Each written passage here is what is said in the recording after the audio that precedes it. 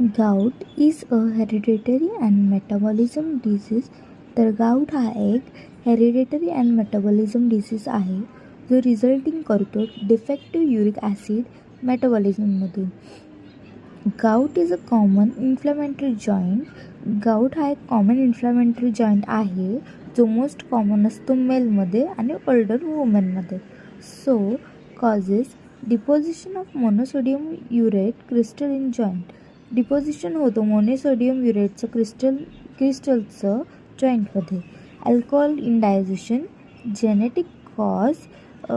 Mostly genetic cause all disease कंडिशनमध्ये genetic cause हा येतोच.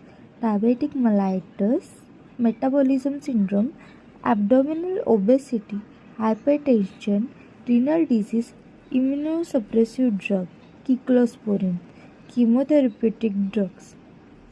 सो हे गाऊटचे कॉजेस आहेत.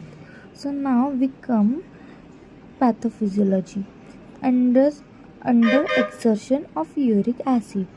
जेव्हा अंडर एक्झर्शन होतं युरिक ॲसिडचं तेव्हा हायपरयुरेमिया आणि थर्ड आहे over production of uric acid. Over production जेव्हा युरिक ॲसिडचं होतं. सो आता आपण हायपरयुरेमियावर फोकस करू. Crystal formation. हायपरयुरियामधून क्रिस्टल फॉर्मेशन होतं.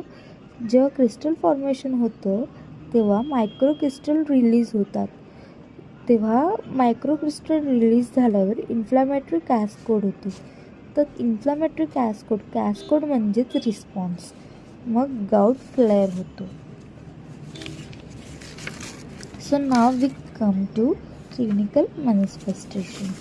सो इथे जॉईंट रिलेटेड आहेत क्लिनिकल मॅनिफेस्टेशन.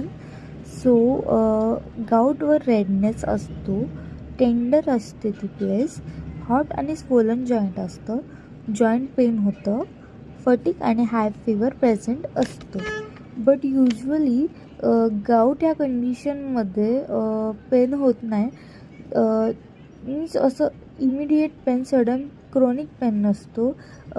कदाचित कधी असू शकतो. बट ज्यांना गाऊट असतं तर त्यांना टेम्पररी पेन असतो. तर रिस्क फॅक्टर जास्त मेलमध्ये आहे, फिमेलमध्ये कमी आहे. Genetic defect in enzyme. So बघा ह्यात पण जेनेटिक डिफेक्ट म्हणलं गेलेलं आहे. तर रिस्क फॅक्टर डाएट पण असू शकतं. अल्कोहोल कन्झप्शन केल्यावर पण होऊ शकतं. रिस्क असते त्यात. मेडिकेशन जर जास्त आत्ता गाऊट झालं आहे